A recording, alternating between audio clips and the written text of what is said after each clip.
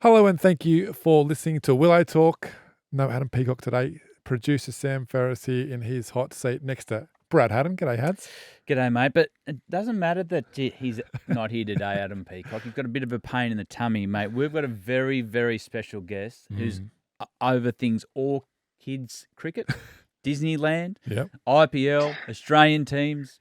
Mate, I can't wait for this guest today. Yeah, Aaron Finch. Finchy. G'day, mate. G'day, guys. How are you? We're going good. Thank you so much for joining us.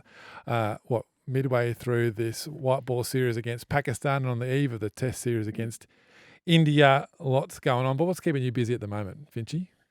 I've actually had a little bit of time off, which has been nice. I think retiring and going straight into commentary probably underestimated the amount of travel. I think my wife underestimated when you go, I think, all in on it as well. I wanted to give myself every opportunity to improve and get myself out there, and I've spent a lot of time on the road. So the last couple of months have been either at home or on a family holiday, which has been really cool and a nice change from travelling around with 25 blokes trying to smack it around, and there's no more pressure like that anymore. Mate, speaking of pressure, though, Finch, you have been all over the world. You've been doing great in your commentary in India. Has it been a big lifestyle change for you? Well, I think a little change. The only difference is you don't get the nerves like you used to. I mean, I've probably got the second best job in the world now, is being able to watch the best players in the world and talk about it. And I'm a cricket tragic at heart. I watch all the ODIs that have been played so far. You sit down and watch those, and I think just in general, it's still a lot of travel. And in India during IPL, working for Star, there's been days when you're flying 5, 6, 7 days in a row, but overall it's been great fun, and I've loved every bit of it. We'll get to Finchy's commentary commitments a little bit later on, but he's with the 7 Network and Triple M this summer, so we'll get to hear lots of Finchy throughout the 2024-25 summer of cricket. Big show coming up today, guys. We've got Australia's 2-1 series loss to Pakistan to unpack. Who would have seen that coming? We'll review Australia's Test squad that's been named for the Border-Gavaskar series coming up. Finchy's going to answer some questions from the secret cricket club. Don't worry, Finchy. They've all been vetted. They're all good. There is one we don't know really about, so we're going to ask you about that one. It's a bit of a curveball, and then we'll finish with our Sundries. Before we get into it, a quick reminder that the best way to get in touch with us here on Willow Talk is to DM us on Instagram or TikTok. The links are in the episode notes, or search Willow Talk Podcast on those platforms. Zalman shot through a message and said, we've got to ask Hads about the one day he worked as a suit salesman with Brett Lee. What's the story here, Hads? Well, that's not entirely true. I did a couple of days as Hugo Boss and realised, mate, it's no fun in the workplace. I said, I'm going back to train for cricket. Finch, you understand that, mate. We had a blessed lifestyle, so I didn't want to mix it up with work. We had career advisors saying you got to look at different things after cricket. You got to set yourself up. I thought, you know what, I've got to hit more cover drives and less work. It lasted about a week.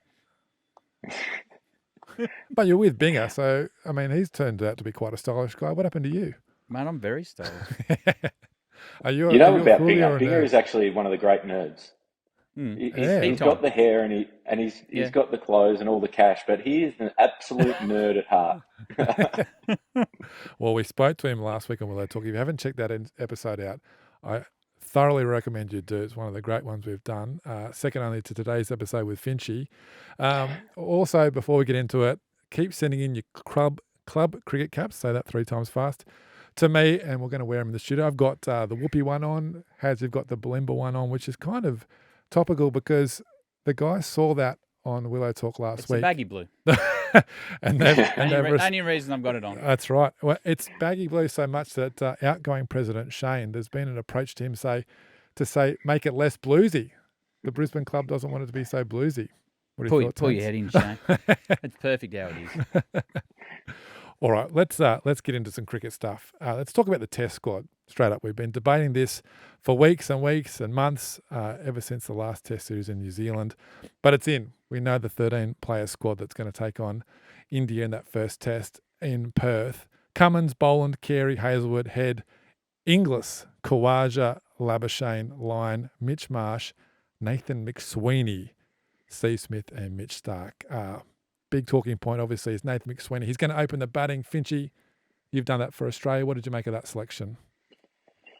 I like the selection. I think when you look at his game as a whole, he looks very organised. He's technically quite sound. He's got the runs on the board. I think his leadership with South Australia, which wouldn't have been the easiest job over the last probably decade as well. I mean, when you've had not a huge amount of success, particularly in Shield cricket, that can be quite a different environment to come into when he's coming down from Queensland as well. But I think it's a good selection. If you look at his stats, the amount of times that he's inside the first 15 or 20 runs anyway, shows that he's equipped to face the new ball consistently. So, yeah, I like the selection. I think with that squad, there's 12 of those guys picked themselves, I think. And I always backed that Josh Inglis would be the spare batter if they weren't prepared to put him up the top. So I like the squad. I think it picks itself mainly. Marcus Harris, very stiff again. But yeah, it's a new direction and left-right combo at the top, which we haven't seen for a long time. What do you make of McSweeney?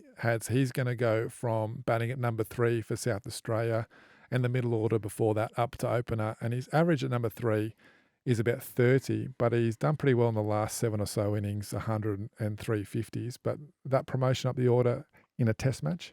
I actually like the selection. I know it's hard to replace someone like David Warner, and we're going to have to play a different style now because McSweeney's not going to be someone who's going to take the game on in the first half an hour and put teams on the back foot. But what he can do is he can grind out that new ball. He can make guys like Bumrah and Siraj come back for their third and fourth spell and make it easier for that powerful middle order. So the thing he's done really well over the last couple of weeks, he scored runs under pressure. There was a shootout. Let's be honest. There was a 4-way shootout. It was a bat off. Yeah, it was. And that sometimes can play with your mind. And Finch, you've been in that situation as well. But what he did, he came up under pressure, which is a good sign. Yeah, absolutely. And I mean, the gap between Shield cricket or even Australia A cricket to then Test level is a totally different game altogether. And I think having the technical game to deal with the brand new ball against arguably, I think, the equal best attack in the world at the moment in India, so much of it's mental. And he'll be getting so much advice from people who say, well, maybe to open the batting, you have to look to change this or just tighten this up slightly. But I think that he's rock solid with his mental application to his game. And he's been around long enough now that he understands what's worked for him. And that's such an important part of it as well, because there will be times when you nick off early on and having the courage to then go back and stick to what you know is really important. So I do like the selection. And like Had said, he's not going to come out and blaze away in the first half an hour and put teams under pressure. But if that lightens a load on Steve Smith because he gets through an hour, gets through 2 hours, gets through 3 hours, I mean, if Steve Smith's walking in and the ball's 35 overs old compared to 8 overs old, that is a different game altogether. So I think you take that into account as well. And yeah, I like the selection. Well, what's it mean for Harris and Bancroft, Finchy? Well, it's tough now. I think Marcus Harris, who's been in reasonably good form as well, that just makes it probably a little bit more clear that they're going in a different direction. And I mean, he's had his opportunities, hasn't taken them as well as what he would have liked, but he's kept churning them out in Shield cricket in England as well. And Bancroft's the same. He's probably just not in great form at the moment. I think that timing is everything in the game. And when you walk away and you look at his stats this year, they don't read well. So, it's going to be tough for them guys to come back. And the one guy that never really gets talked about that much is Sam Whiteman. He's been peeling them off at the top of the order for WA, and someone that you'd love has obviously been an ex-keeper and had to probably transform his game slightly because of some injuries as well. So he's also probably a little bit stiff not to be involved in the A game. And I think if Constas didn't get those couple of hundreds in the first game of the year, then Whiteman probably would have been the guy at the top of the order in the Australia A team. Well, you got to find a way. You get that baggy blue, you get the green that comes with it. We all know that. What I like also about the selection is if you look at this Test team at the moment, and I know it comes down to runs and how you fit in the team, but we do need to start sprinkling a few younger players in. you're going to probably have Aussie. Oh, let's hope he gets through to the Ashes. That'd be a perfect case scenario. But you could see a couple of guys walk away, and you need guys like McSweeney. Whiteman's a really good shout too, Finch. I thought his name would have been spoken about a lot more. Young Sam. You need these guys starting to put some pressure on with huge numbers, because we do need to find some younger players. Yeah, and then also one thing to take into account is this is a 5-test series against India. Yeah. It's not everything about the first 6 overs on day one of the first test in Perth. I mean, when you're looking at the Indian side, they're very resilient, but can they back up day after day after day? So yes, there'll be a lot of focus when he walks out and marks centre in that first innings that he plays in Test cricket, but the 3rd test, the 4th test, the 5th test, keeping them out. And if Bumrah bowls 30 overs in an innings compared to 20, that is a huge difference over the course of a test series. So that's also something to take into account as well. And the pressure being put back on the opposition in terms of runs being scored, or the way that he plays, I think that will be out the window when you see the results, the deeper the test series goes along as well. Are you concerned where our batters are at, Finchy? You got Marshy and Hetty who've been out for over a month now. I know Hetty plays best when fresh. The less he hits, the better he plays. But guys like Marnus is coming into this series for a long time. He's under pressure with runs as well. And Steve Smith hasn't had a big score for some time. So there's a bit of pressure on our top 6.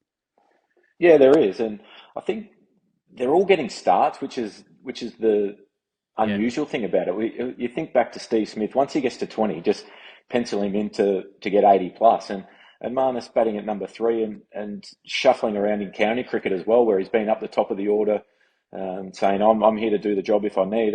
There is a lot of pressure on that middle order, because I think for a while now, the likes of Travis Head, Mitch Marsh, Alex Carey have been getting them out of a little bit of trouble at times when Australia have lost early wickets. So, yeah, I think Marnus in particular, there'll be some extra pressure on this one, and just another part in his, I guess, whole career. When you look back, there was often talk, Marnus gets dropped a lot and he goes on and cashes in, whereas he's nicking them now, or they're taking half chances that they hadn't taken for a while. So, yeah, this is a big summer, no doubt. And like I said before, the level between Shield cricket and Test cricket is great, or domestic cricket to international cricket in general across all 3 formats. But he dominates domestic cricket. So that shows that he is the best player for Australia to have batting at number 3. And I've got no doubt that he'll turn it around. He works too hard. He tinkers constantly with his game. And maybe it's time just to say, right, this is your summer, and really take it upon yourself to be that man at number 3. Well, and the other thing, it's a big talking point coming into the series, is has the New Zealand beating India been a good or a bad thing? India, a very proud nation. You got guys like Rohit Sharma, Kohli. Kohli, I seen a stat the other day. He's only got a couple of hundreds in the last few seasons. So those guys are also coming under pressure as well. Yeah, absolutely. And particularly the older guys get as well. I think people start to say, well, are they past it? Rohit Sharma, you watch him play, and he's one of the people that you turn on the TV just to watch bat, because he takes it on. He's so entertaining. He's somebody who loves the contest as well. So for me, I think that he's just somebody, if he does play the first test, I know that there's talk that he might miss the first test with the birth of his second child. So they'll be under pressure, no doubt. And if they don't have their leader, their captain in Rohit Sharma, I think that could rock them in the first test. And for me, yes, there's pressure, but they're also very, very proud, like you said, Hads, and their ability to bounce back will be pretty important. What would it mean for India if Jasprit Bumrah was the captain, Finchy? Sorry, mate. But you're right. I got new nail polish. You got new nail polish, did you? I got Special guest. Special guest. New nail all polish. Right, Daddy's just on. Show us the nail polish. Do it here. No, show us your nail polish, Finchy. I got new nail polish. All right, Dad's just got to do this, don't Sorry, what was the question? let me ask that again. Rohit Sharma might not make it for that first test. That would mean Jasprit Bumrah will be the captain. What would that do to that Indian team? We've seen Pat Cummins do it as a fast bowling captain the past couple of seasons, but for India, he's their key man with the ball. What will that do to their team and their performance? Well, I think he's captained India a couple of times in different formats as well. So I don't think that'd be a huge amount of change. I mean, Kohli's always there giving his advice and opinions as well. So I think overall there's enough people who have played a lot of cricket together in that Indian cricket side that it wouldn't, I guess, rock the boat too much. The only thing is the top of the order.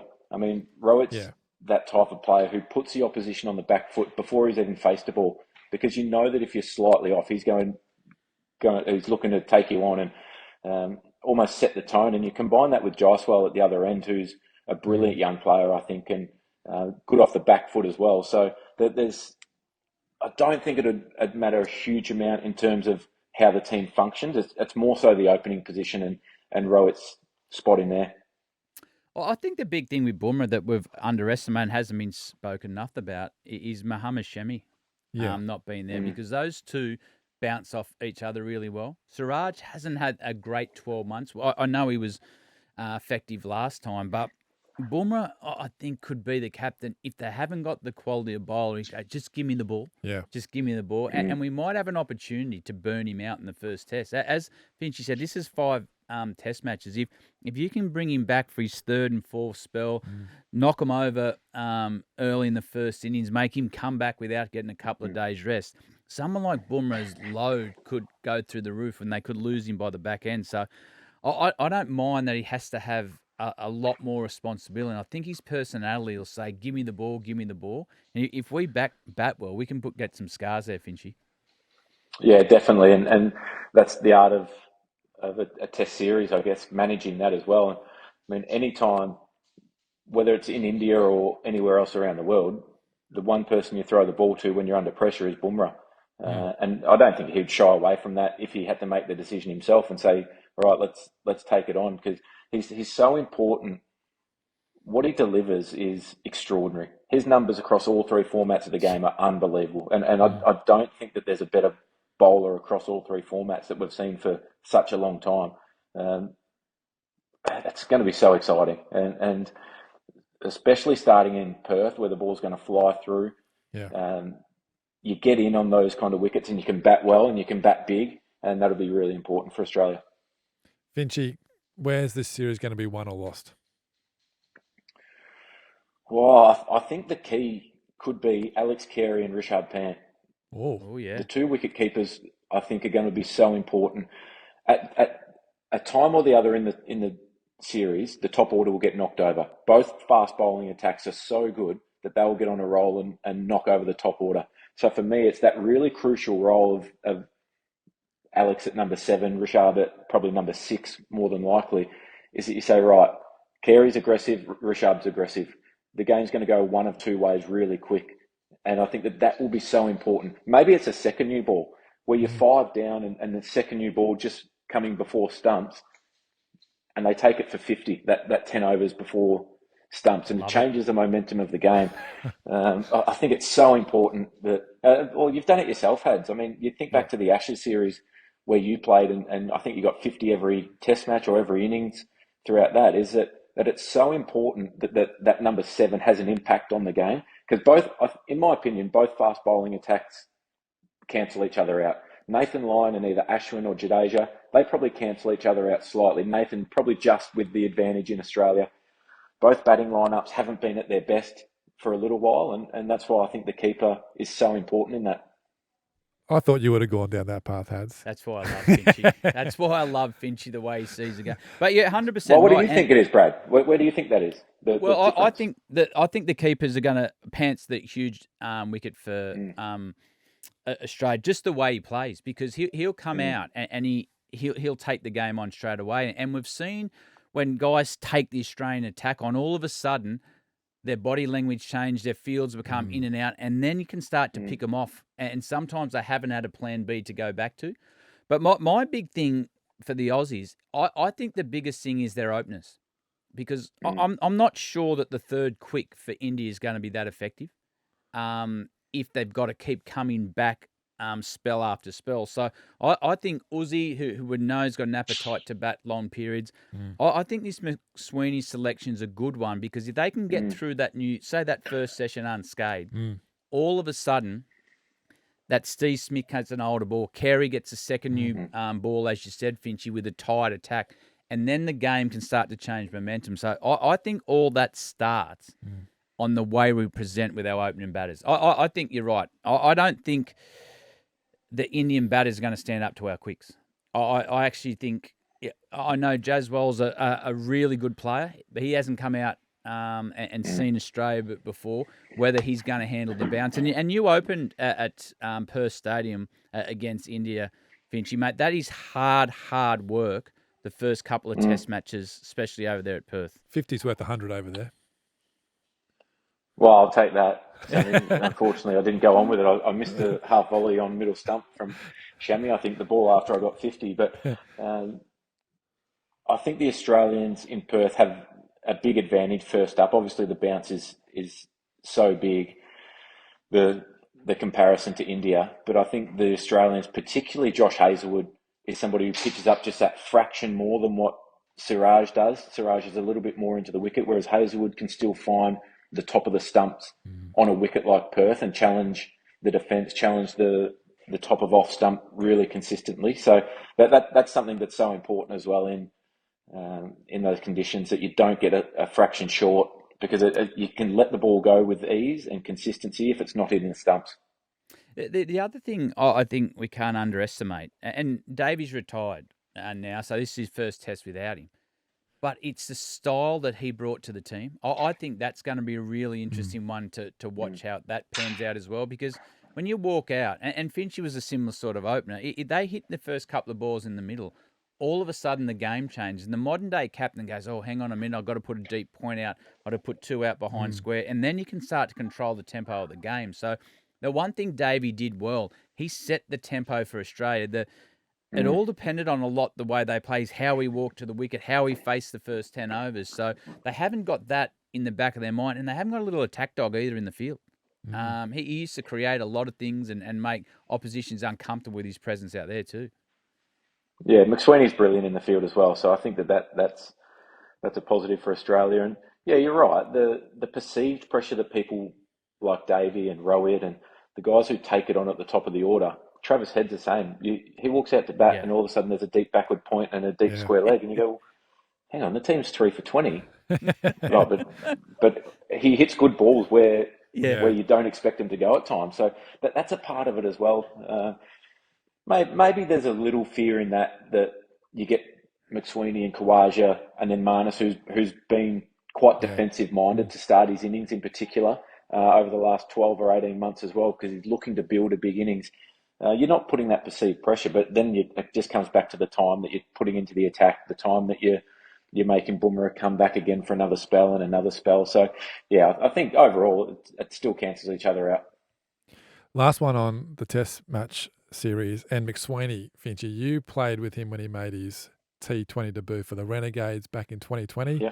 Finchy got 109 that game, no big deal. He had the long, curly sideshow bob hair back then. Can you give us something for the listener about McSweeney that we probably don't know? Oh, he's very calm. He doesn't let anything sort of get to him. Even walking out to bat when I think the attack was Hazlewood, Dorcius, Tom Curran, Nathan Lyon, Steve O'Keefe. So it was a good attack, but he wasn't overawed. He was really clear with his plans, knew what he wanted to do, and knew how he wanted to go about it. So he's just developed so much since then as well. He's had a haircut, so he's probably a little bit more aerodynamic as well. I remember in that game, there was an amazing stop. Steve Smith hoiked one out, and he dragged it back and saved 6. And he's just a lovely kid, somebody who's worked really hard at his craft as well. Who wins, Finchy? The first test? The series. Just give us a scoreline. Australia 3-1. Oh. They're going to get one. Save yours, Hads. There'll be a draw in there at some point. Probably Sydney with how much it rains. They only get on for half an hour a day. And, the MCG will be an absolute picture again and Yeah. probably the showpiece of the summer. I tell you what, Finchy, how good's the MCG Yeah. wicket been? Stark in that Shield Yeah. game, mate. He let the handbrake off. He was quite intimidating there. And the one day, the bounce and carry in the MCG surface makes for a really exciting Test match. Yeah, I think they found the right balance between how much grass, how much moisture to keep in that surface, and they do a wonderful job. And they took a lot of criticism for a while there, but I think they've relaid or they've top dressed the old wickets that were just getting compacted and just become a bit nothing. There was no pace, no bounce, no life in the wicket. But now that's a really good cricket wicket for bat and ball. Pagey down there, the curator, done a good job. All right, let's get to the one-day series. Australia winning the first game through Pat Cummins' late order heroics and then going on to lose the next two in dramatic fashion by 9 wickets and 8 wickets. Bowled out for 163 at the Adelaide Oval, then bowled out for 140 in Perth. Pakistan pretty much just used the 4 fast bowlers as well, which makes it even more impressive on their end. Hads, you were there for all the games calling for Triple M. What are your main takeaways from that series from Pakistan? Well, first and foremost, the 2 series in a row against England in the Test match, they played from behind. Yeah. I know there was some interesting wickets in the last 2 Test matches, but they played from behind and got that series done. And what impressed me most was Rizwan's captaincy and the way he used the fast bowlers. He had the confidence in him to hit halfway down the wicket, intimidate the Aussies, use the left arm to get the ball up and swing. But it was a style of play that they played because you've got to remember leading into this series, they hadn't played since the World Cup. They had a new coach. Is he the coach? Who didn't do a game, and all of a sudden Jason Gillespie and Vin had to take over for this. So they showed some real good fight under pressure, but it was a style of game that they played, Finchy, that impressed me the most with their fast bowlers. Yeah, absolutely. The way that they bounced back after that first loss as well was so impressive. I think back to times that I've played against Pakistan, and if you get on top of them early in a series, they can fold quite easily and quickly, and it's obvious. The feeling around their group is it can get the life sucked out of it really quick when they're down. But when they're up, there is no better front running team in the world, and they're so hard to stop. So I agree with Hads. The Rizwan, him having the confidence to push all his fast bowlers up front and say, you know what, if we exhaust all our bowlers by the 40th over, we'll wear the consequences of the back 10 when we have to bowl some part-time or some spin. That's good, courageous captaincy, and I like that about Rizwan. He plays the game the same way. He's always taking the positive option. He's always somebody who wears his heart on his sleeve as well. So it was really good to see. It's great for cricket. When Pakistan are playing well, cricket's in a really good space as well. Especially with the Champions Trophy over in Pakistan, and all of a sudden brings another 50 million eyes to the game. But yeah, I think that with their home conditions, I think that they play better on Australian type surfaces. When you've got good fast bowlers, I mean, you think Chain's an absolute gun. Harris Ralph in the shorter forms, great. Hasnain, he's quick. They've got all the tools there. So when they've got some real estate out at deep square leg and deep point, they can bowl halfway down with their pace. They enjoy that. I mean, you do that in Pakistan, you're going to be picking out of the top tier a lot of the time because the wickets are so true and so flat. So they enjoy playing in conditions like this, and their batters are becoming more and more confident against the bounce as well. You know Andrew McDonald well, Finch. He's very well planned. He's had great success with this Australian team. He wouldn't overreact with something like this. He'd be seeing the bigger picture. He'd take some positives out of it if he could, and some real good learnings, I'd imagine, as well. Yeah, absolutely. He's someone who's looking big picture, and he understands that the last thing you can have is a mass exodus of great players all at one time. The fast bowlers, Stark, Cummins, Hazelwood, they've played together for so long across 3 formats. So you have to be able to mix and match and find ways to keep their careers going longer and longer. With Warner retiring recently from the shorter form, you have to pick moments when you can start to get a look at the next generation of players coming through. So you take the good with the bad in situations like this, and like you said, there's definitely positives that have come out of it. So there's Fraser McGurk and Matt Short at the top, they didn't get the amount of runs, but they'll be better for the run. They'll be better for playing international cricket because the standard is so different. You're coming up against a very, very good Pakistan attack. On some wickets, there was a little bit of seam there for the brand new ball, so they'll be better for the run. I mean, Aaron Hardy batting at 3, I think that he's shown in domestic cricket, he's got all the tools to be a successful international player. But now it's just getting the exposure and finding that right balance between how much do we give them, how much do we value. I mean, in the past, it'd be crazy to think that Australia would play a team with 5 or 6 changes going into a series decider. But there's a Champions Trophy coming up, and you've got to build a squad for that. You know what Steve Smith can do. You know what Pat Cummins and Hazlewood, they can all do. So I think you take more out of series like this than just the result. Finchy, you've captained very successfully Australia's whiteboard team. How did those conversations go with you when you're trying to balance big events? Some years you're just planning for whiteboard cricket, you got a World Cup, others you got an Ashes and an Indian series. How did those conversations go with you behind closed doors when they said, Finchy, mate, you haven't got Stark, Cummo, Hazlewood or Smith today? How did they plan out? Well, they're generally planned out a little bit further in advance. So you'd sit down with everyone and say, right, what are we prioritising here? Do we need to try and burn out our best 3 resources we've had across 3 formats of the game for a one-day series? No, you know what? Starkey's flying at the moment, so we'll keep him going. Paddy and Josh, you know what? There's probably time that they need to recharge and also have some time to go back and work on their skills as well. Because when you're playing constantly and you're just on the road, you go from test series to IPL to a one-day series, you don't actually get time to work on your craft as a batter or a bowler at times because you're just always in performance mindset. So it's just getting through to the next game. It's just topping up. When you have big breaks, I think that gives you the chance to go back and work on your absolute skills. And that's really important as well. But the conversations were generally really well planned out. I think the first time that I had the captaincy of the T20 format was totally different to when I was captain of ODI and T20 and I was older and I understood the bigger picture of Australian cricket and the bigger picture of, right, we're trying to win a World Cup in 18 months.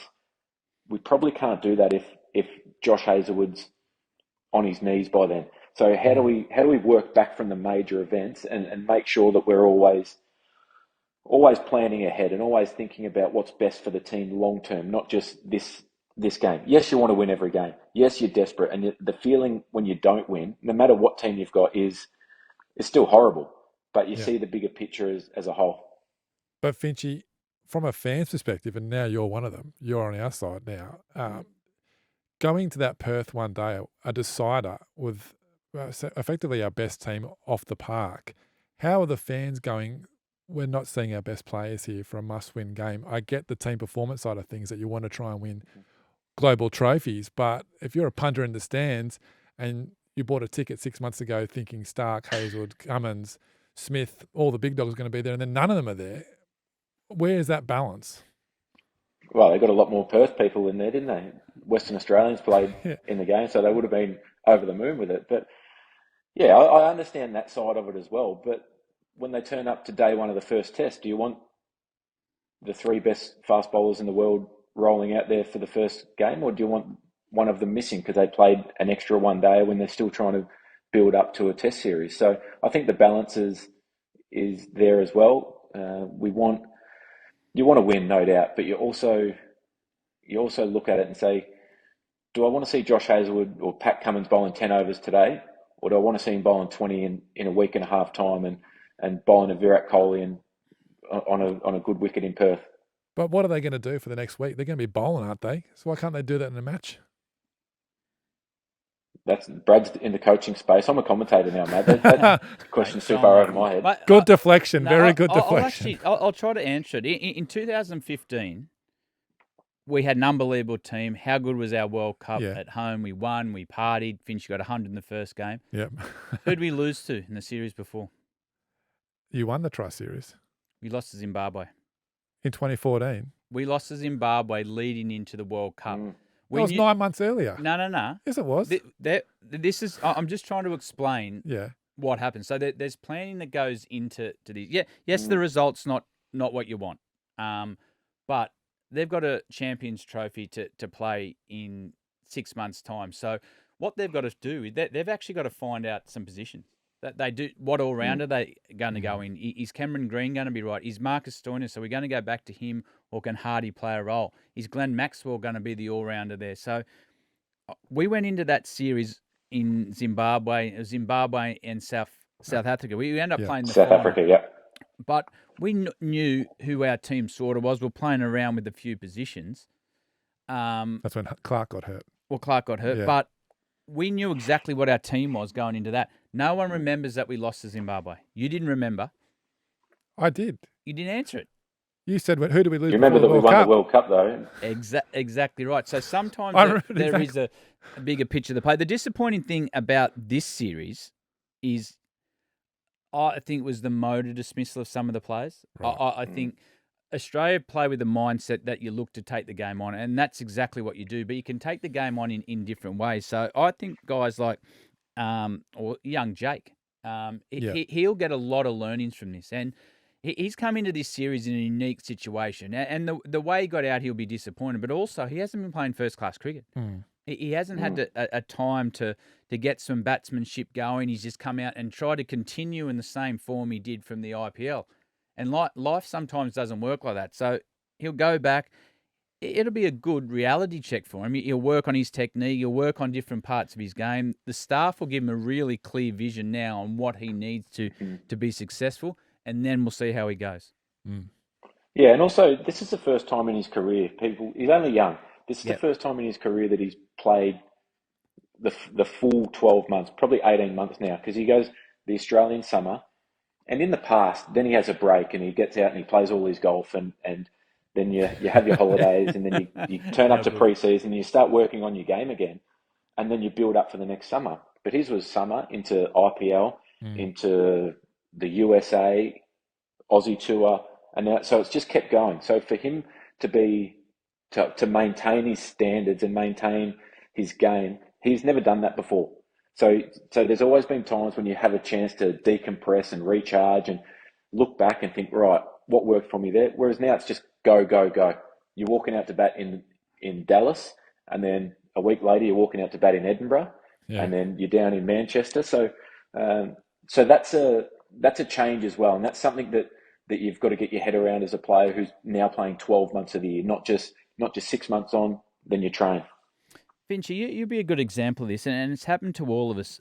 You can get caught up in the bubble of sometimes of just preparing to play. You're in the international bubble. You're moving from circuit to circuit, and sometimes you're craving. And this might sound weird, and Finch will probably be able to explain it better. You need to get out. You need to get out and go, oh, hang on. Oh, just watch my footage when I'm batting well. I'm watching my footage. Oh, hang on. That's two different players. So you go back to someone who knows, and yours might have been Shippy or Andrew McDonald. Fix your game up. And then when you come back in, you're sort of relieved sometimes to be out of the system. And you come back in and your game gets back to where it needs to. Finchy, you've had that. You've experienced that in international cricket.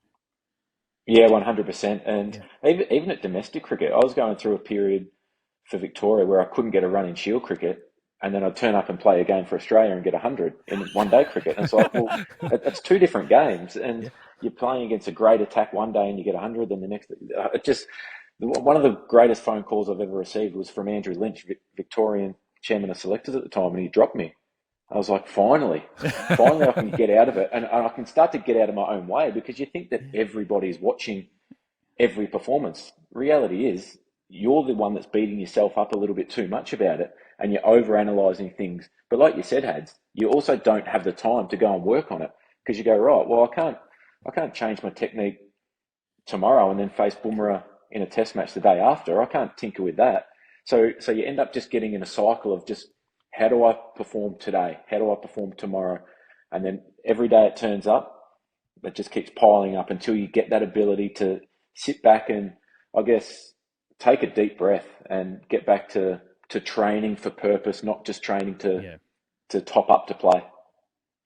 Well, that was Pakistan's first ODI series win in Australia since 2002. The T20 start on Thursday, the first one up there at the Gabba. One last thing from that one-day series. I'm not sure I've ever seen this before. Hads, you were on Triple M commentary when it happened. Same Oob left a free hit. What's doing there? That's not the worst I've seen. Mate, Grant Lambert did it in a one-day Grant game. Lambert. You remember that? Yep. Sean Tate is bowling like the wind. Yeah. And Lambo's is a little bit nervous anyway, sitting in the change and thinking, what am I going to do? So he's giving himself room, and he went to the third pitch. And he left And it. still forgot to swing the bat. Yeah, didn't swing the bat, left the ball. It crashed in to middle stump. And he just looked at it. We thought, what's happened here? And he's just walked off. It's no good. Fast bowling can make you do weird things in your head. You seen something like that, Finchy? Yep. Oh, the only one that comes to mind is Maxi, where he left, I think it was Ryan Duffield up at the Gabba, just left it on middle stump, just shaping back down the line beautifully. But you're right. Fast bowling makes you do funny things. And Pakistan just outplayed Australia in that one-day series. They certainly did. All right, quick drinks break here on Willow Talk. Back in a sec for Finchy to answer some secret cricket club questions. Back here on Willow Talk with Hads, Finchy and producer Sam filling in for Feathers. Get well soon, Feathers. Before we get into the questions from the Secret Cricket Club, Finchy, you'll be on Channel 7's cricket coverage this summer for the first 2 tests. Then you'll be hitting the BBL road. Pretty stacked commentary roster for Channel 7. Haddin, Langer, Ponting, not a bad top 3. Then you've got Gavaskar coming in at 4. Blewett, Fleming, Stalaker, and Brad Hodge. We'll get to Hodge in a sec. Big news for Channel 7 that you can watch it. You can stream it for free on 7 Plus for the first time this summer. So you can get it on your TV and you can get it on your mobile or tablet device, wherever you stream your cricket. Finchy's also going to do some work, as we said, for Triple M. So if you can't get to a screen, tune into Finchy. Imagine Finch and Haddin on this commentary team together. Mate, that'd be enjoyable. Fireworks. Mate, Finchy's got a great It'd be mind. better at the bar. Well, I tell you what, that's my only piece of advice. Be careful of Taylor and Brayshaw. Mate, first game, Adelaide, mate, I left, and I reckon there was 12 bottles of red on the table. Mate, Rabs. Yeah, I did the test match last year as you and I were lurking around out the back. Our stints on air seem to match up quite a bit. And, sometimes you get caught talking cricket, and I'm a nuffy with the best of them. And when you're sitting around with some legends and they're great storytellers, and when punter says to you, "One more, mate," yeah, absolutely. I'm not going to leave you here. And before you know it, you've just pushed the limit a little bit too far. Yeah. Then you're going to do your first stint. You're out in the sun of the Gabba, and you need your second shirt by half an hour in because you're sweating. Exactly. That'd be about 4 for Merv at that point. Finchy, I rattled off some huge names there. What are you looking forward to most in that commentary team with 7? And do any of those guys intimidate you still to this day? All of them intimidate slightly. I've over the last 2 years of doing IPL and 2 World Cups, I've worked with Gavaskar so much. We've travelled together quite a bit. He is the one person that, before I went into commentary, I was always a little bit worried about having to work with him, because you'd only ever see headlines and it'd be like, Gavaskar says this, and it can be quite harsh when you look at it just in written form. So I was like, I'm not sure how this is going to really go. And he is the loveliest bloke in the world. He sleeps for about 3 hours a night, and just gets up and goes again the next day. He'll finish work at 1 a.m. after an IPL game, and we'll be up on a 5 a.m. flight, and he's fresh as a daisy. He is one of the great men and one of the great, I guess, servants to cricket over a long period of time as a player, as an administrator and commentary. I remember my first time on air with Sonny. I was doing the series, India versus Australia, one-day series, and you do get a little bit intimidated. Yes, they're standing the game and how well they've done, but when to know your place, when to go in. You're working with Finch in that, you're sort of just looking a little nod and you know when to talk. And I was on with Sonny. I said something that I think it was Harsha was talking. Then I thought it was his turn, so I'm looking at him, and his mic's down, and I'm looking at the producer saying, "Do you want me to talk?" And I'm thinking, I don't want to jump in here. And he's whacking me, so he quickly says something. And they come back, and his mic was still. And I'm thinking, what do I do? Have I spoken too much? Do I let him in? And all of a sudden, an over and a half in, he just puts it up, says some gold, puts it back down. But you get That's the intimidated to thing. know your spot. Yeah, absolutely you do. And the more you do it, obviously, the more familiar you come, the more you work with people. It's like any job you Yeah. have, you just get a little bit more comfortable. But that's the biggest difference I found with working when you've got the headphones on and the mic that's on the whole time. Like there's no cue when somebody might be going to talk, whereas you've got the handheld mics, and as soon as somebody puts their hand on it, generally if it's not something right in front that you need to get out straight away, then you just let them talk and you just look around. It's more of a casual conversation. So yeah, it can be intimidating at times too. Mate, what about you've done a lot of commentary since you retired, but you got the opportunity to call your great mate Maxi's 200. How was that? Yeah, that was extraordinary. That was at the point of the World Cup where a lot of the guys, because I'm working for Star as well, so if I'm not Yeah. commentating on air, I'd generally be back working out of the studio in Mumbai doing the pre-shows. And I think it was at the point of the World Cup where everybody was getting really tired. We'd been working a lot. You're either working or you're traveling. Yeah. There was no real days off where you could sit around the pool and do nothing. And it got to 7 for 91, and it was like, right, hope Maxi smacks him around for a little bit here, but all right, let's wrap this up, and maybe we can have an early night and get an extra hour's sleep or so. And then Maxi smacked him for a bit. Camo's actually looking really good defending it, and you're like, surely not. Like, Maxi will have to get 200 here, and you're like, well, that's never been done. That won't happen. Right, just let's protect the net run rate a bit. Let's get a few more runs. We can still qualify for the quarterfinal, semi-final, whichever way it went. Semis, yeah. And then it went just ballistic. Like, surely it's just going to be one of those games where how many times have we seen from nowhere you get yourself into a position to win and then you just fall short and you lose by 20 or 30 runs. And then he just kept hitting them out of the park. It was the most incredible batting I've ever seen. And all the cramping and salmoning on the ground where he's just like flopping around was just added to the whole drama as well. It was unbelievable. I've never seen anything like it. I've seen Maxi do some amazing things. I've seen Warner do some amazing things. That was extraordinary. Well, that knock got number 2 in Brad Hodges' top 20 knocks by Aussies in the past 50 years. Finchy, you're in that book. Are you dirty that you're not higher up the list there? Have you even read it? We know Maxi hasn't. Hodgie did send me one. I flicked through it, and I haven't read it front to back. But it's nice to be in Hodgie's eyes in a great knock. And I think the one thing that he talked about wrestling was how do you compare Test cricket to one day and T20 cricket? And I'm sure it raised a few eyebrows with some of the knocks that were in there. I mean, Matty Wade's 41 off 17 in the World Cup semi-final against Pakistan made it in, and the significance of that knock as opposed to a Test 100, like how do you compare that? And I think that's what Hodgie was trying to get across in the way that he wrote the book as well, is that Australia had never won a T20 World Cup. So the significance of this knock and the timing of it is so important.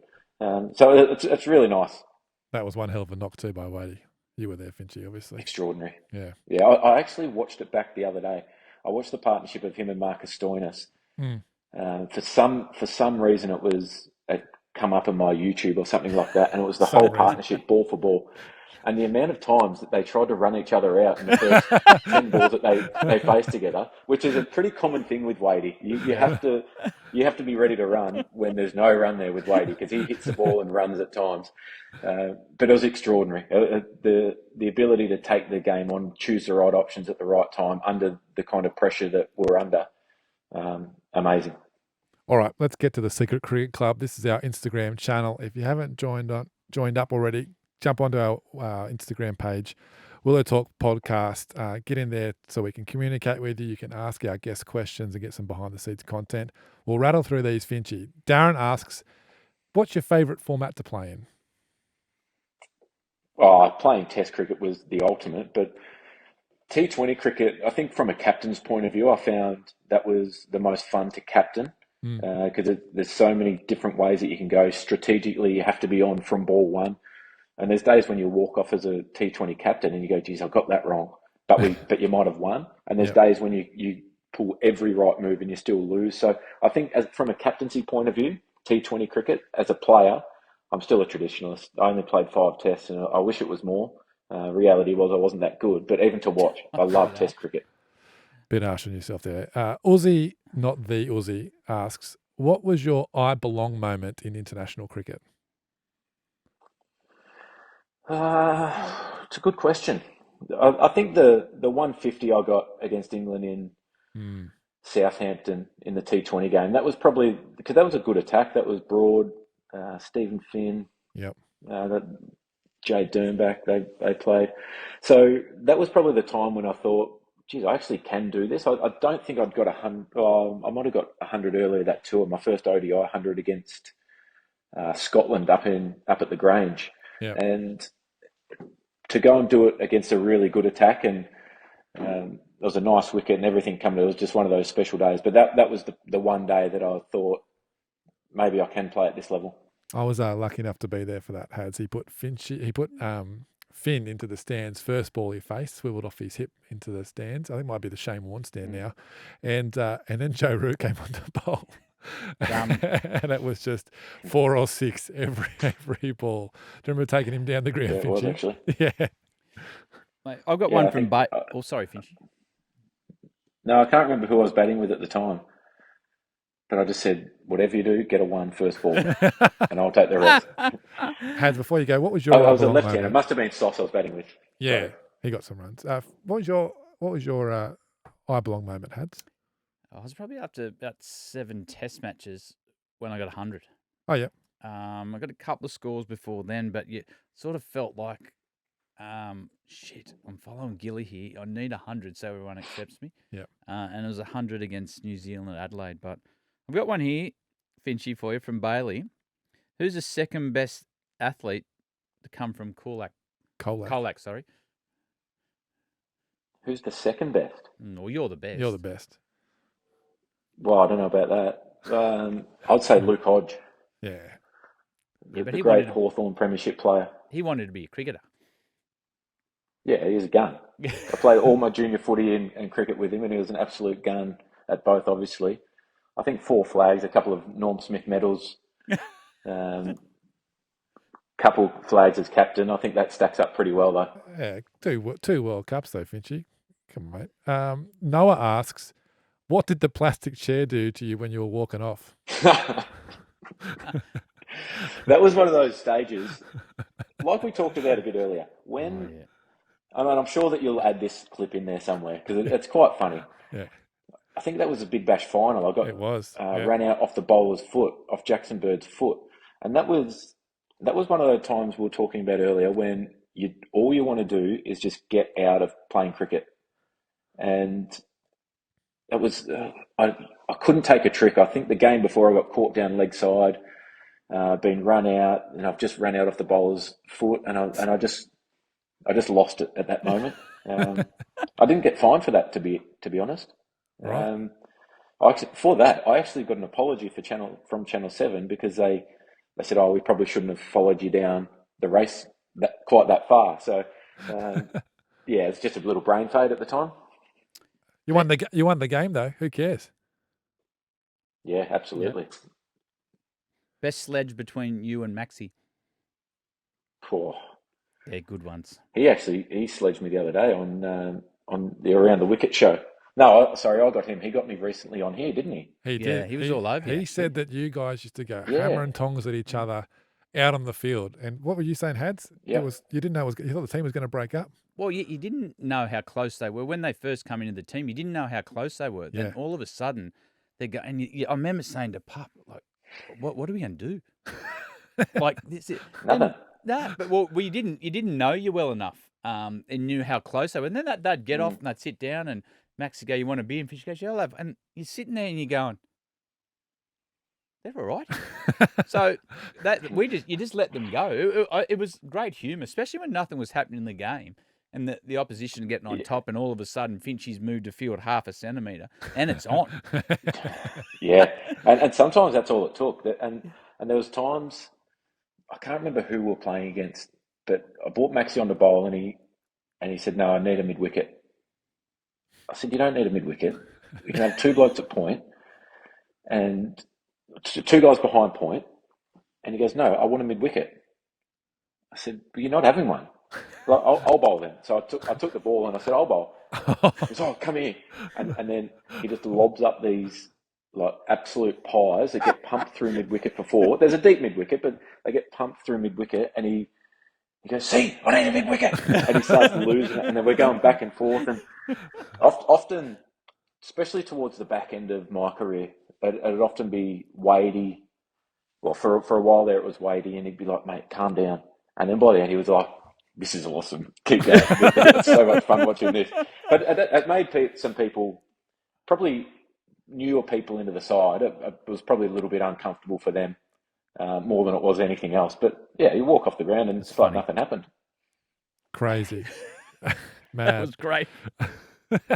So there was no one sledge that stood out for you? One little thing that you either got him or something that irked you in particular? Oh, he's a hard one to get back at, Maxi, because he's a little bit like Davey Warner.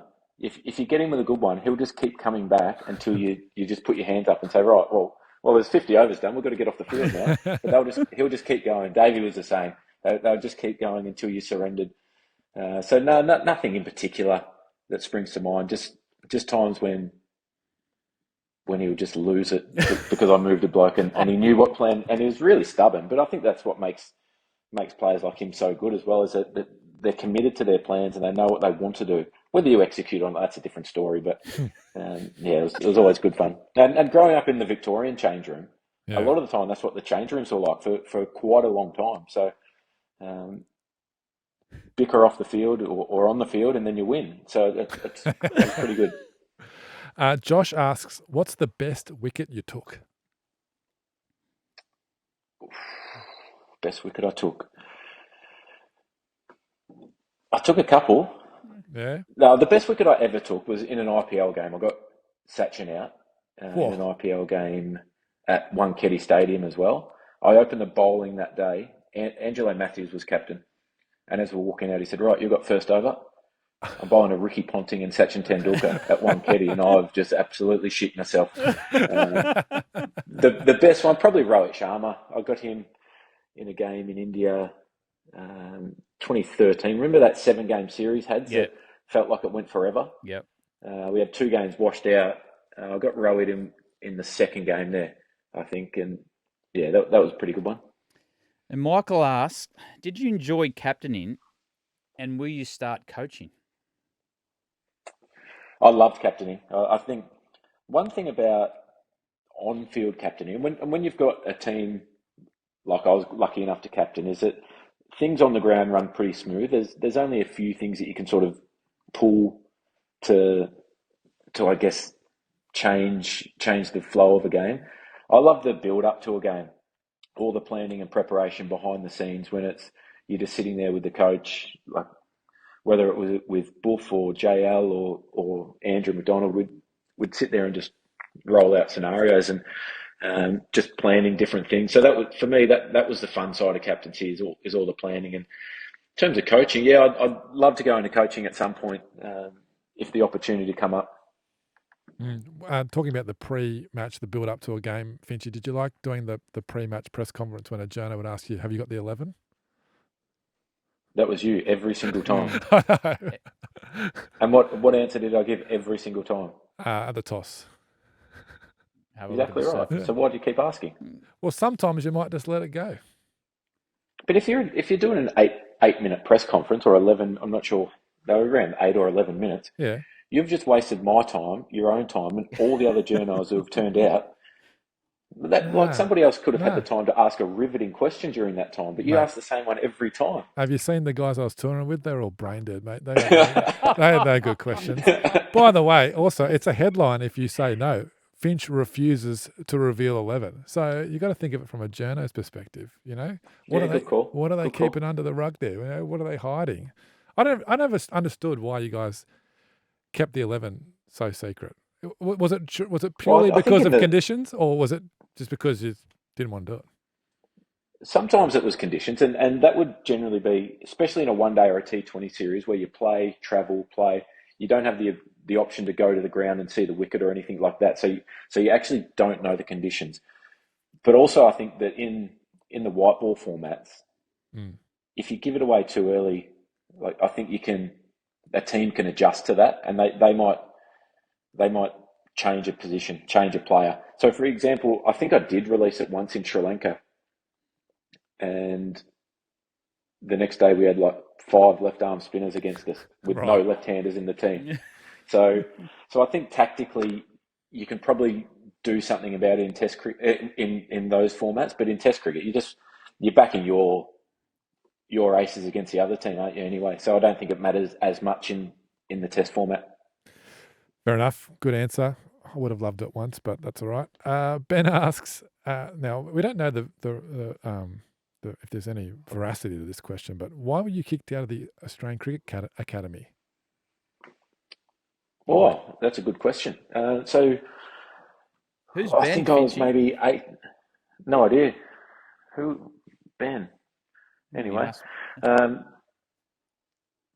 think it was pretty public knowledge. At the time, I was rooming with Philip Hughes and Luke Ronke, and our room was always good. The owners, or the people who managed the apartments where we were living, they were on a bit of a warpath because the room that Warner and Cosgrove resided in was always a bit of a party room. Like any time that anyone was having a beer, they'd always go up there because it was the best room, best view over the Brisbane River, and they just got sick of that. And one day they come down and said, and somebody pissed off a balcony 6 weeks ago, and that was me. We're on the ground floor, and I remember turning to Phil Hughes, and he goes, "That was you, bros." Okay. So after that, I went up and I said, "Look, really sorry.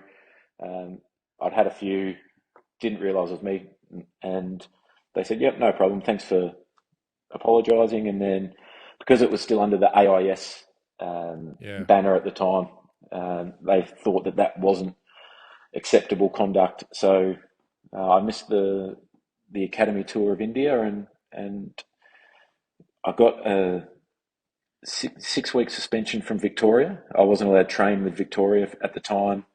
It was 8 weeks, but if my skin folds and my 2K time trial or yo-yo, whichever fitness test we're doing at the time, if I come back in better shape, I can come back after 6 weeks and play in the practice games, force your way into the team, blah, blah, blah.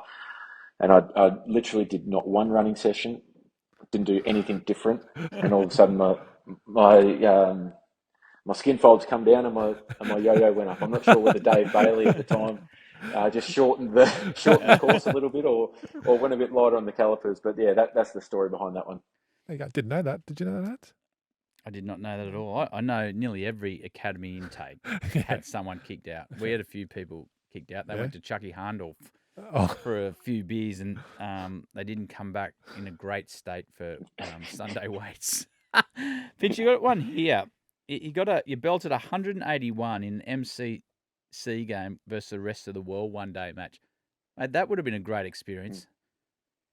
That was unbelievable. Like the build up to it was a 200-year celebration of Lords, so it was a big thing. And the dinner beforehand, the 2 nights before, and just hanging out with the superstars was incredible. But then walking out to bat on a gloomy day in England with Sachin Tendulkar, and the only thing I could think about was don't run him out.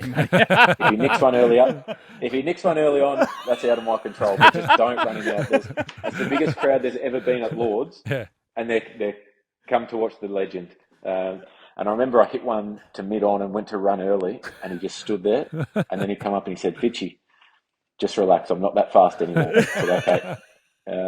But that was a really cool experience. When you look down the people that played in that game, it was extraordinary. And just to be around those guys at the time. I was playing county cricket for Yorkshire at the time, so I played a game and then had to get a car back to London that night for it. It was really cool. I think that would have been my first time playing at Lords as well. So super special.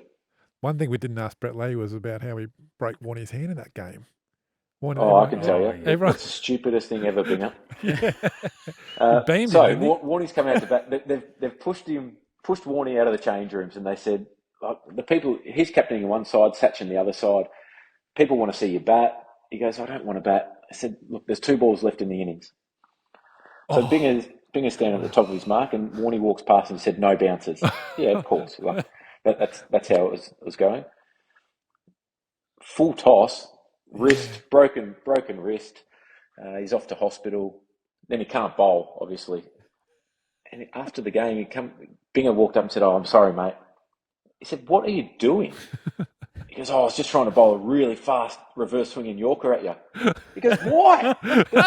There's 2 balls left, bowl them off the pitch. The umpire's not going to call a wide. Let's just get out of here. Oh, it was so funny. Not the outcome, because people had turned up to watch Warney bowl to Satchin and Brian Lar and these guys. And Binger. Silly. Come on, Binger.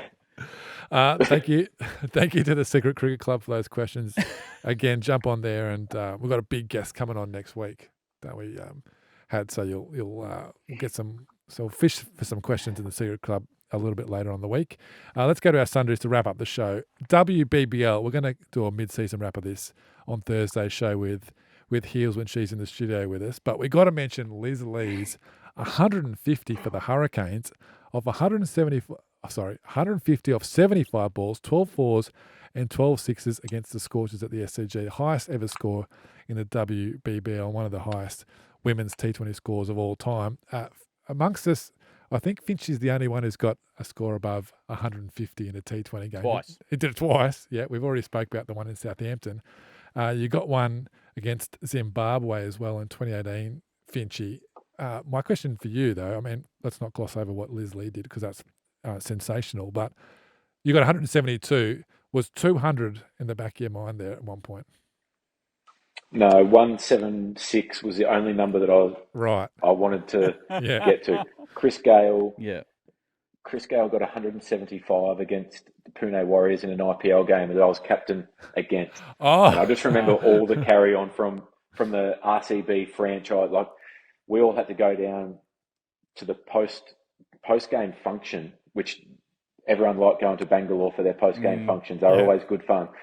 But I remember we all had to go down while they presented Chris with all these awards, and I just remember sitting there thinking, why do I have to be here for them to basically tell us how shit we are and how great this bloke is? So 176 was the only number I had in my mind, and I got out hit wicket with I think 3 or 4 balls to go. So I think I could have got there, but not to be. What an inning! 200 was never on there. I didn't face enough balls. There'll be someone who will get 200 soon on some of the small flat wickets. What do you need? How many balls do you need to face to get to 200? 70? 70, yeah. You're striking it. That's going. That's 3 a 295. Yeah. There's some players who could do it. Like, I mean, you look at the way that the Poms play all their cricket now, but Phil Salt, he's getting quick runs. The only issue I think you find is you don't get access to enough balls in a row because your partners tend to have egos as big as your own, so they never let you farm the strike. And I was pretty good on it that day. I think I faced 74 balls out of 120. But like all good batters, they know how to farm the strike when it's their day. And as all good batters understand how to get down the other end when it's not their day. And when you're batting with David Warner and Steve Smith consistently, you have to get very good at it because they're the best. And there's days when you're like, I'm batting better than you right now. Like, this is my day. Get out of my way. One off the last ball, and there's days when you'd be at the non-strikers, and you just put the hand up, say no, he wants to get in on the action as well. So that's all good fun. Buff Lehman. All right. It used to take him to run between the wickets about 10 seconds to get to the other end. When Brett Lee was bowling in a state game, Darren Lehman was the quickest I've ever seen run between wickets. He could get to the other end when Binger was cranking it up quicker than anyone.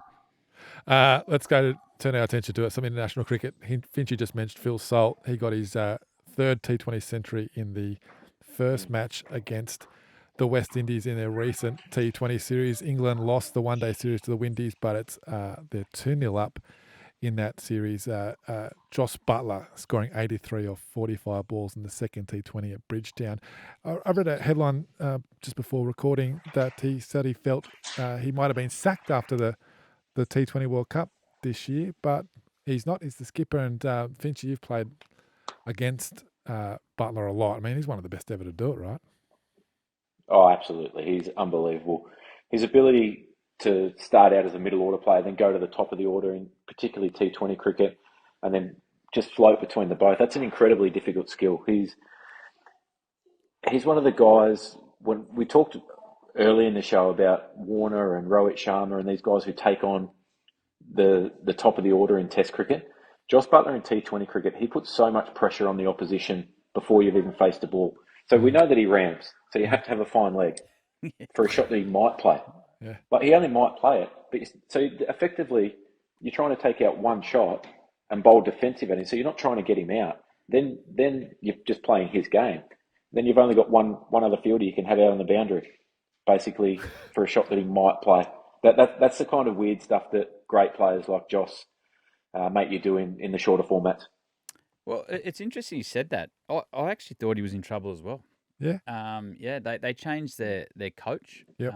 They had a disappointing exit to the World Cup. And sometimes when you do change a coach, they like to come in with totally fresh ideas. I know Butler, mate, he's one of the superstars of this form of the game, but sometimes coaches do come in and want a clean deck. And they have different people that they work close with. I thought there's a chance Ben Stokes was actually going to come back. I don't think he's out of the equation to being back in their white ball team in major tournaments. Yeah, we'll see him at the Champions Trophy, no 100%. doubt. Wrapping this up with the four-match T20 series between South Africa and India is tied at 1-1, and in Sri Lanka, New Zealand drew the T20 series 1-1. There's a one-day series to come. That starts on Wednesday. Lockie Ferguson with a hat-trick. New Zealand defended 108 in Dambulla. Ferguson got the hat-trick over 2 overs, then left with a calf issue. Bowled 2 overs, 3 for 7, left the field. Good way to do a hat-trick. But there was a 4-game series and a 2-game series. Sorry, Finchy. Fergie? Well, yeah, I don't understand why you'd have an even number in a series. Yeah, I was about to say the same thing. Why would you have 4 games and 2 games? You've played the Border-Gavaskar series. Used to be TV 4 rights. But you want to decide it, don't you? Not if you make millions. What's an extra game, though? It's more call. money. You know where the real money is? Storage units. That's what I know. Well, isn't time to see Finchy's got to go. No. All right, 2 more to go to club cricket. And we got a note last week about the Clyde Cricket Club, which has the opening bowling combo of Chevy Dial and Chase Adams. Has Chevy Chase ever opened the bowling before? Probably not the American actor, but can we think of any sort of funny other name combos? I've got some here. Lily caught Willie, bowled dilly. Cook caught mustard, bowled onions. Anything spring to mind for you, Hads or Finchy? Not off the top of my head. Not off the top of my head. They're not bad. And the last one, Point Cook Cricket Club has got in touch. Now, this is what happened on the weekend. We're talking about a Division 3 second 11 game. Point Cook had been bowled out for 190 and had 8 overs to bowl against Keilor Park. First grade had been called off, so they'd been on the sauce all day and they were there watching. First grade got knocked over early, so they were there watching too. Then a teenage quick called Nick Peacock, unknown if he's related to Adam, goes by the nickname Pickles, and he comes on and shreds the top order, takes 5 for 5, and didn't the crowd love it? Hads, what a video. And how about young Nick Peacock ripping through him? Can you remember an occasion where apparently Nick is too good for second 11, so they've sort of snuck him in there, and he's hasn't been graded, and he's come in and ripped these guys apart. Can you remember a time where a player has come back down a grade and just turned it on? What I can remember is a similar scenario to that. Is when I was young playing grade cricket, you're playing first grade. We've bowled I think it was Western Suburbs out, and we'd already lost our lower grade, so they all come back to the first grade ground, and we had to go out and face 6 overs. So everyone's drunk from winning, and all of a sudden Dan Horsley's taken the handbrake off, and he's coming in, bowling bumpers, and you're thinking, oh, I've got 6 overs here, just to get through a bat on a flat Northern Districts wicket, but all of a sudden he's got all the squad there. They're half full of piss, and it wasn't fun. Finch, you got a memory like that? Yeah, mine's Mitchell Johnson. There was a lot of talk that his position was coming under fire. He wasn't bowling that well for Australia, and they might have been going to drop him. So he went back and played a Shield game against Victoria at the MCG. Took 10 wickets, got 100, put one right in the middle of my forearm. I was off to hospital to have scans. It was just too good for that level altogether. Just the ultimate game. The other one I had was Brian Lara in the Australian A game. He got 200 against us at Bellerive, and he basically got out. And I was captain, and in the end, like, you know, when you move the field and he hits it to the other spot, and it might even be Hodgie or someone, I said, he's just taking the piss out of me. So I just left the field there and basically said to him, you tell me when you're done. And he got 200. Got 200, walked off, and basically said thanks for the net. And we said no worries. We had just as good a time as you, actually. This was unbelievable watching. But I felt like for the 3 hours he's there, he took the piss out of us the whole time. We had Bickle, Matty Innes, maybe Casper or someone maybe played as well. But just because he could. Yeah. He just took the piss out of everything we did. Too good. Imagine being that good. Well, I can only imagine. I think that's it for Willow Talk for us today. A big thank you to Hads and a big thank you to Finchy, the great Aaron Finch. You'll hear him all summer on Channel 7, Triple M. Check out his Around the Wicket show on ESPN. Finchy, thanks, mate. I'm looking forward to hearing more of you this summer. Pleasure, guys. Thanks for having me. Look forward to seeing you both throughout the summer. Good stuff. That was Willow Talk. Thank you for listening, Hads. Great bloke, Aaron Finch, and I can't wait not to call the cricket with him at about 6:01. Very good. Thank you. Catch you later in the week. Yeah, thanks for watching the Willow Talk podcast on YouTube. Don't forget to hit the subscribe button so you don't have to miss an episode wherever you are. And while you're at it, check out these videos up here. They're mostly good.